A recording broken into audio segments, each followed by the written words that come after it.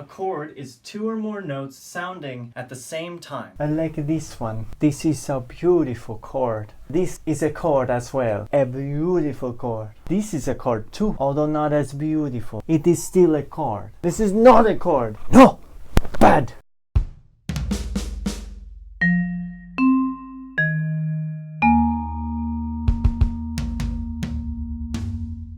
Most of the time, you see chords that look like this, called triads. Tri meaning three, and ads meaning adds.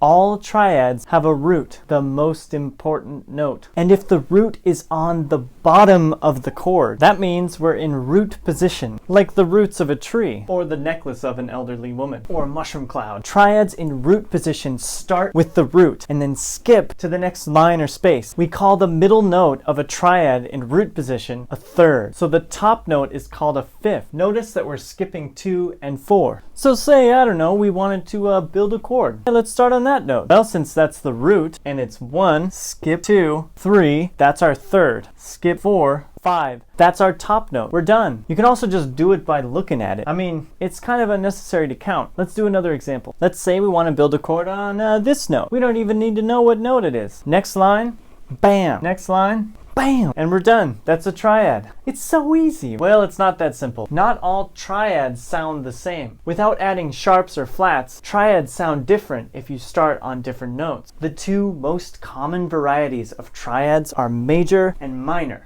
Today, I'm going to teach you 3 different ways to tell if a chord is major or minor. There's a lot more than that, but these are 3 of them. The first way is the most boring, and it's to count all the half steps. To do this, you need a keyboard, or you can just draw one like I did. So let's say we're going to build a major triad, and we're going to start on G. Forgot something.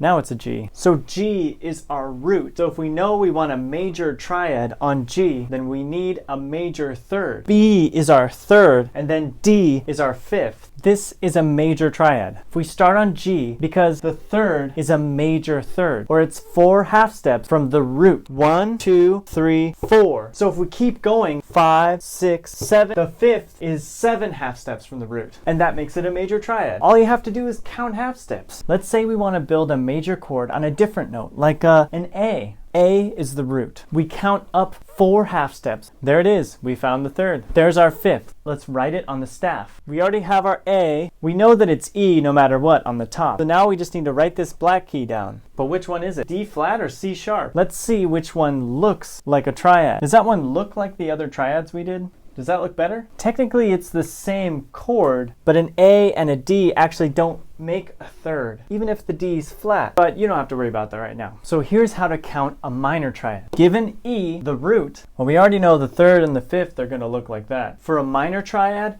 you count up 3 half steps instead of 4. 1, 2, 3. There's our G. Hey, it's the same note. Boom. Minor third. Minor triad, minor third. Do you see the connection? 4, 5, 6, 7. And there's our B. And the fifth is the same as the major triad. 7 half steps. We learned the minor triad. So let's make another minor triad, this time starting on a good old F. F, my friend. I thought we were friends. We're not friends?